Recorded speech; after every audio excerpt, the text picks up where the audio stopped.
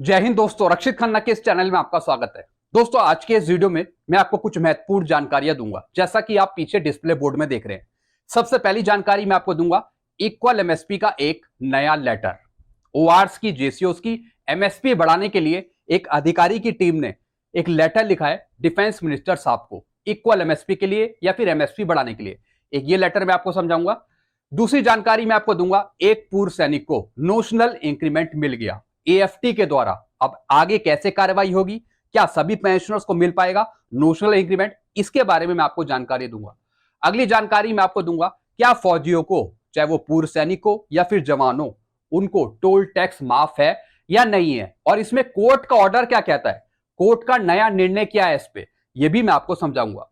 अगली जानकारी मैं आपको दूंगा लाइफ टाइम एरियर के बारे में।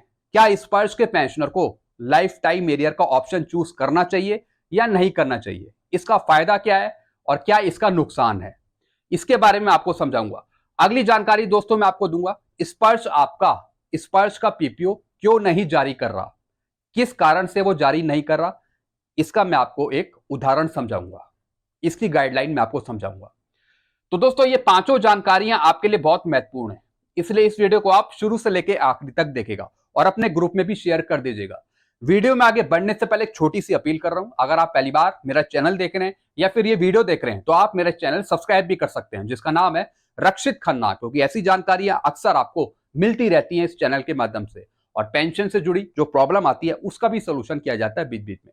चलते हैं दोस्तों, सबसे पहली जानकारी लेते हैं। दोस्तों, Indian ex service league movement की तरफ से मेजर जनरल सतबीर सिंह जी की टीम के द्वारा एक लेटर डाला गया है डिफेंस मिनिस्टर साहब को, राजनाथ सिंह जी को, और इसी की कॉपी एयरफोर्स के चीफ, नेवी के चीफ और आर्मी के चीफ को दे रखी है। 18 मई 2024 का यह लेटर है। सब्जेक्ट है इसका इंक्रीज ऑफ मिलिट्री सर्विस पे इन रिस्पेक्ट ऑफ जेसीओस ओआरस, यानी ओआरस की, जेसीओस की एमएसपी बढ़ाने को लेकर। जी हां दोस्तों, इन्होंने ये लेटर लिखा है और भेजा है डिफेंस मिनिस्टर साहब को। क्या लिखा है इस लेटर में और कितनी आपकी एमएसपी बढ़नी चाहिए, ये सारी चीजें मैं आपको इस लेटर में समझाऊंगा। तो ये लेटर लिखा गया है मेजर जनरल सतबीर सिंह जी की टीम के द्वारा। इन्होंने ये कोशिश करी है कि किस तरीके से आपकी एमएसपी बढ़ाई जा सकती है। इन्होंने लिखा है, it is important to understand that all personnel are expose to the same dangers and difficulty while in military service. जी हां दोस्तों, ओआर जेसीओस की जो डिफिकल्टी है, जिस हक पर उन्हें मिलिट्री सर्विस पे मिलनी चाहिए, तो उसी के बेस पर उनकी एमएसपी बढ़ाई जाए, क्योंकि जोखिम यहां पे ज्यादा है ओआरस का, जेसीओस का। जी हां दोस्तों, इन्होंने यहां पे ये बात एक्सेप्ट करी है कि जो डेंजर जोन है, जो मुश्किलात है, वो ओआर जेसीओस की है। इस बेस पर एमएसपी को बढ़ाना चाहिए। फिर क्या लिखा है, different degrees of difficulty of chain of command and other factor for the grant of MSP, MSP as approved by the government of India. फिर उन्होंने बताया कि ऑफिसर्स की एमएसपी, यानी जो हमारी एमएसपी है, वो है यहां पे 15,500। फिर ओआर जेसीओस की है, वो है 5,200, और जो एमएनएस है उनकी है 10,500। ये गवर्नमेंट ने डिसाइड कर रखी है।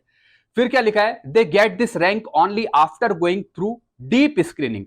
फिर इन्होंने लिखा है, जो जेसीओस रैंक है वो क्लास 2 गैजेट ऑफिसर रैंक है, जेसीओस रैंक, और जो गैजेट ऑफिसर रैंक है, जेसीओस रैंक क्लास 2 जो रैंक है, वो बड़ी मुश्किल के बाद मिलती है, यानी डीप स्क्रीनिंग के बाद मिलती है क्लास 2 गैजेटेड रैंक जेसीओस की। फिर क्या लिखा है, the wide gap of MSP between officers military nursing service and जेसीओस एनसीओस ORs is hurting the thick of the जेसीओस एनसीओस ORs. MSP की वजह से एक बड़ी खाई उत्पन्न हो गई है एमएनएस, ओआर, जेसीओस और ऑफिसर्स के बीच, क्योंकि एमएसपी तीनों की अलग अलग है, जिसकी वजह से एक बड़ी खाई उत्पन्न हो गई है, भेदभाव उत्पन्न हो गया है। तो इस भेदभाव को खत्म किया जाना चाहिए। असली जो मकसद है मिलिट्री सर्विस पे का, वो है जोखिम। जोखिम के आधार पे मिलिट्री सर्विस पे बढ़ाई जानी चाहिए ओआरस की, जेसीओस की। यह लेटर लिखा गया है इसी बात पर। फिर क्या लिखा है दोस्तों आगे, they are getting a feeling that they are being given step child treatment by government of India. जिस तरीके से गवर्नमेंट ऑफ इंडिया एक भद्दा मजाक कर रही है एमएसपी के बारे में, तो ये यहां पे कहीं ना कहीं मुश्किलात खड़ी करता है ओआर जेसीओस के लिए। फिर दोस्तों इसके बारे में क्या लिखा है, between soldier and officer they have a very important role to play in war as well as in peace। यानी मुश्किलात कंडीशन में ओआर जेसीओज ही रहते हैं। काफी मुश्किल का सामना करना पड़ता है युद्ध के समय भी, चाहे वो किसी दूसरी जगह खड़े हो युद्ध के स्थान पे, या फिर वो ऐसी जगह खड़े हो जहां पे हमेशा खतरा बना रहे। तो इस कंडीशन को देखते हुए एमएसपी यहां पे बढ़नी चाहिए। नंबर ऑफ जेसीओज and other rank in the Indian arm force is almost 96%। यानी अगर हम नंबर ऑफ जेसीओज देखें, ओआर्स देखें, तो इनकी संख्या ज्यादा है, लगभग 96%, 97%।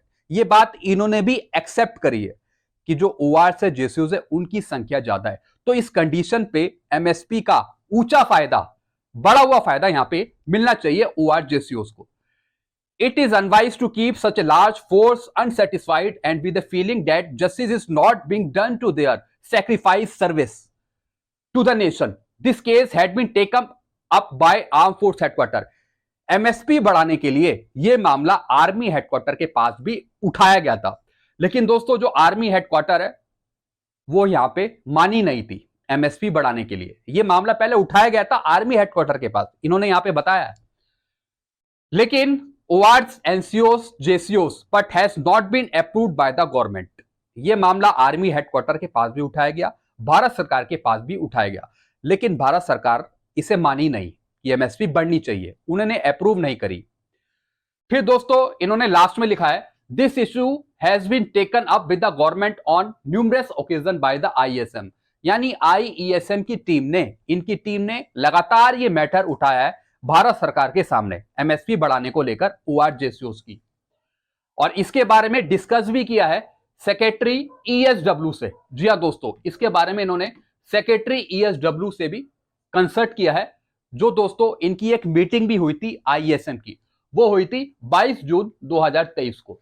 IESM स्ट्रांगली रिकमेंड, यानी IESM की team, major general Satbir Singh ji की टीम, ये गुजारिश करती है, हाईली रिकमेंडेड करती है कि एमएसपी बढ़ाई जाए ओआरस की और जेसीओस की, इसी में इनको फायदा है। लेकिन दोस्तों इसमें एक लाइन मिसिंग है। 15,500 एमएसपी क्यों नहीं, इक्वल करने की मांग यहां पे क्यों नहीं रखी गई है? मेजर जनरल सतबीर सिंह जी ने खाली बढ़ाने की मांग करी है।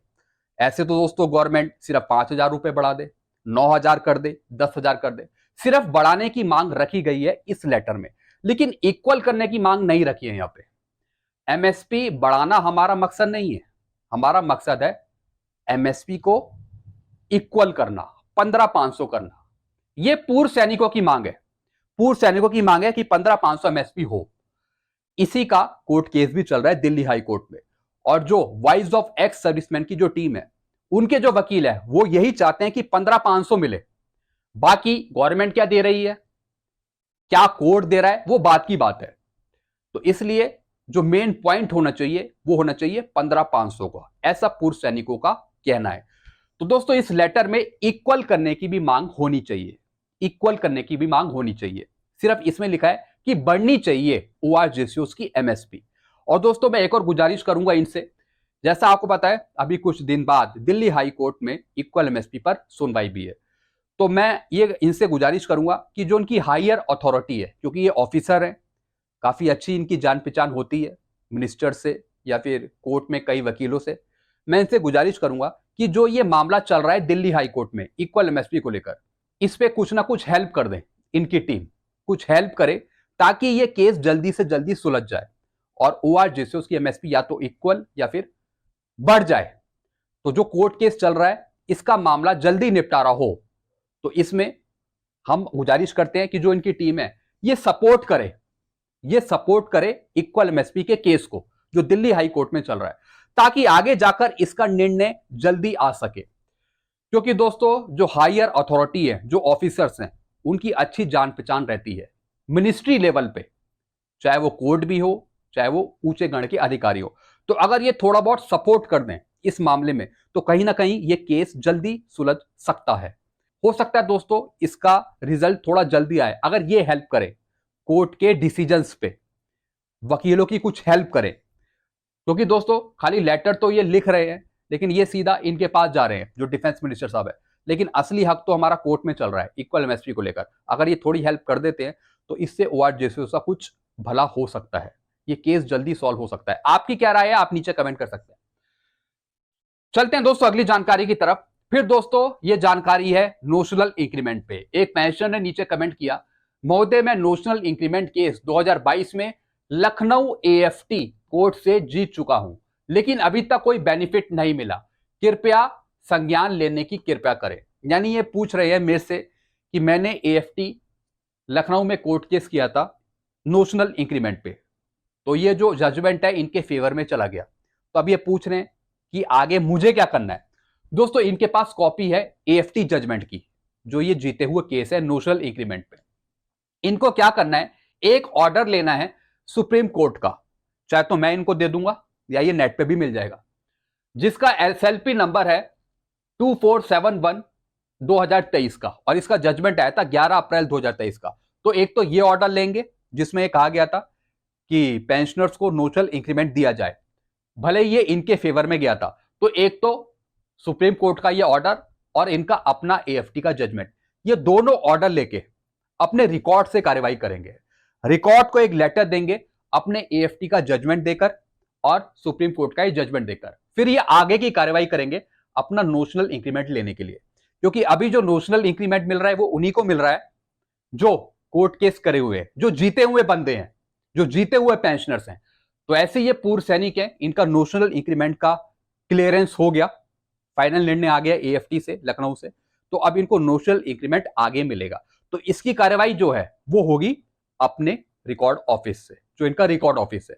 तो ये दोनों जजमेंट लेकर अपने रिकॉर्ड ऑफिस पहुंच जाए, लेटर फॉरवर्ड कर दे, तो रिकॉर्ड इसके बेस पर कंपिटेंट अथॉरिटी से या तो वो इजाजत ले सकता है या फिर अपनी तरफ से ही वो केस आगे टैकल करेगा नोशनल इंक्रीमेंट का। तो इस तरीके से इनकी आगे की कार्रवाई होगी, क्योंकि ये ऑलरेडी केस जीते हुए हैं नोशनल इंक्रीमेंट पे, जो इनके पास फैसला आया है। अभी हर एक को नहीं मिल रहा, लेकिन उन्हीं को मिल रहा है जिनको कोर्ट केस का डिसीजन आया है। चलते हैं दोस्तों अगली जानकारी की तरफ। फिर दोस्तों एक कोर्ट का ऑर्डर एक और है, सिर्फ अभी ये खबर न्यूज में आई है। फौजी से टोल टैक्स लेने वालों पर 10,000 रुपए का जुर्माना। यानी जो टोल टैक्स में आदमी बैठते हैं, जो वहां पे लोग बैठते हैं, जो टोल टैक्स वसूलते हैं, अगर वो सैनिकों से टोल टैक्स लेते हैं तो फिर उन पर जुर्माना होगा। ऐसा कोर्ट का आदेश में लिखा है। कितने रुपए का? 10,000 रुपए का। दोस्तों जैसा आपको पता है अभी पूर्व सैनिकों को टोल टैक्स माफ नहीं है, उनसे टोल टैक्स वसूला जाता है क्योंकि वो रिटायर हो चुके हैं, एक पूर्व सैनिक हैं, भूतपूर्व सैनिक हैं। लेकिन जो सर्विंग जवान है, जो सर्विंग में है, उनसे भी कई बार टोल टैक्स वसूला जाता है, बल्कि उनको छूट है। तो अगर ऐसा हो रहा है तो फिर टोल टैक्स में जो बंदे बैठे हैं उन पर जुर्माना लगेगा। कितना? 10,000 रुपए का, इतना जुर्माना लग सकता है। ऐसा दोस्तों इस न्यूज में आया है। टोल टैक्स जब से फास्टैग आया, यह मुद्दा काफी बार उठा है, काफी बार दोस्तों यह मुद्दा उठाया गया है। पूर्व सैनिकों के साथ, जवानों के साथ सही व्यवहार नहीं होता, जब वो टोल नाके से गुजरते हैं उनसे सही से बातचीत नहीं करी जाती, डराया जाता है, धमकाया जाता है, टोल टैक्स अपनी मर्जी से वसूला जाता है उनसे। तो ये बहुत बातें उठी हैं। तो दोस्तों इसके बारे में कोर्ट का भी एक जजमेंट आना जरूरी था, ताकि उनको राहत मिल जाए। पूर्व सैनिकों से तो टोल टैक्स यहां पे वसूला जाएगा, ऐसा दोस्तों कई निर्णय में भी है। जो लेटर है आर्मी हेडक्वार्टर के, उसमें भी लिखा हुआ है कि पूर्व सैनिकों को छूट नहीं है टोल टैक्स में, लेकिन जो सर्विंग जवान है उनको कहीं ना कहीं छूट है। अगर मनमानी होती है तो फिर जुर्माना लगना चाहिए जो टोल टैक्स में बैठे आदमी है, जो आपसे टोल टैक्स ले रहे हैं। चलते हैं अगली जानकारी की तरफ। फिर दोस्तों मैं बात करूंगा लाइफ टाइम एरियर की। एक्चुअल में लाइफ टाइम एरियर होता क्या है, कई पेंशनर को, स्पर्श के पेंशनर को, फैमिली पेंशनर को पता ही नहीं है।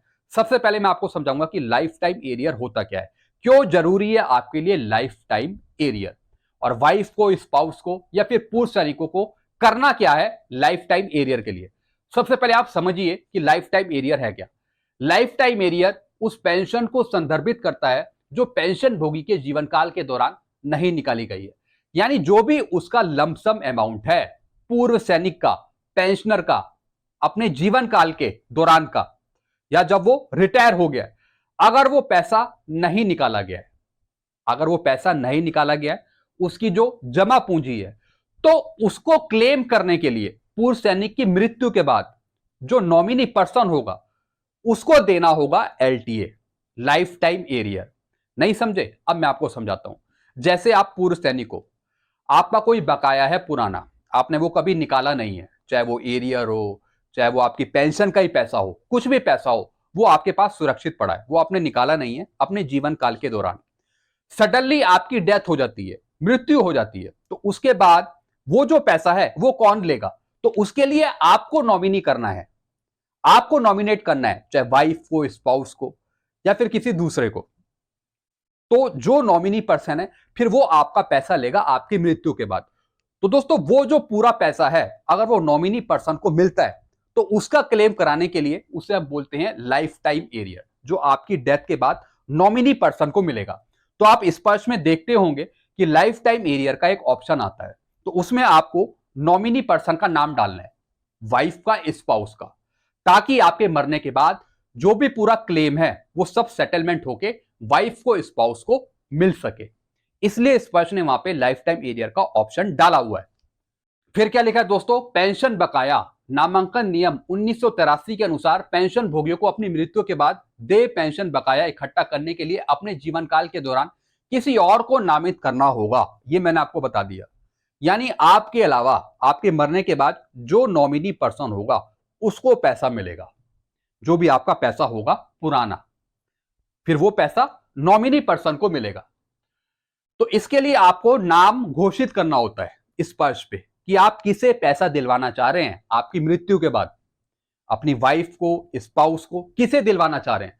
तभी वहां पे वो ऑप्शन पूछता है लाइफ टाइम एरियर का कि आपके मरने के बाद आप किसे नॉमिनी करेंगे ताकि आपका पैसा किसी नॉमिनी पर्सन को मिल जाए, चाहे वो वाइफ हो, स्पाउस हो। तो दोस्तों लाइफ टाइम एरियर का जो ऑप्शन है उसमें आप अपनी वाइफ को, स्पाउस को जरूर नॉमिनेट करें, जिससे आप नॉमिनी करना चाहते हैं आफ्टर डेथ, आपके मरने के बाद, ताकि जो पैसा है वो आपका किसी दूसरे को मिल सके आपके मरने के बाद और उसका सही यूटिलाइज किया जा सके। इसका भुगतान नामांकित व्यक्ति को किया जाता है। यदि कोई नामांकित व्यक्ति नहीं है तो कानूनी उत्तराधिकारी दावा कर सकते हैं। यानी अगर वाइफ, स्पाउस नहीं है, अब कई पेंशनर ऐसे होते हैं जिनकी वाइफ, स्पाउस नहीं है, तो आप पेंशनर या फिर पूर्व सैनिक किसे नॉमिनी करेंगे? फिर आप उसे नॉमिनी कर सकते हो जो आपका अगला उत्तराधिकारी है, जिसे हम सक्सेशन सर्टिफिकेट के द्वारा भी ले सकते हैं। आपको सक्सेशन सर्टिफिकेट जारी करवाना होगा। यानी वाइफ, स्पाउस तो आपकी है नहीं, कई बार आपके बच्चे भी नहीं होते, तो क्या फिर आप अपने मामा, भांजे, ताई, ताऊ, जो भी आपके सगे हैं, क्या आप उनको दिलवा सकते हैं? इसके लिए आपको सक्सेशन सर्टिफिकेट बनवाना पड़ता है।